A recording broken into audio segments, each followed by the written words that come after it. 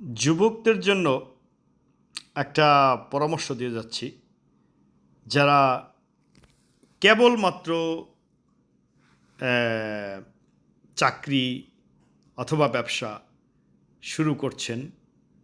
এই সমস্ত যুবক শ্রেণীদের জন্য আমার ২-৩টা উপদেশমূলক বাক্য তাদের জন্য।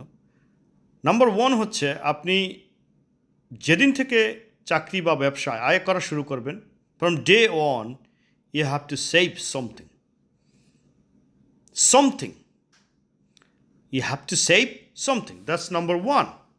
Number 2, বিবাহ যদি না করে থাকেন, বিবাহ করার ক্ষেত্রে যথেষ্ট পরিমাণে কেয়ারফুল থাকবেন। বিবাহিত জ্ঞানী মানুষের কাছ থেকে উপদেশ বা তাদের পরামর্শ নিয়ে তারপর বিবাহ করবেন। এক্সপ্লেন করলে অনেক সময় লাগবে, বাট সংক্ষেপে বলতেছি। নাম্বার 3 হচ্ছে, সম্পদ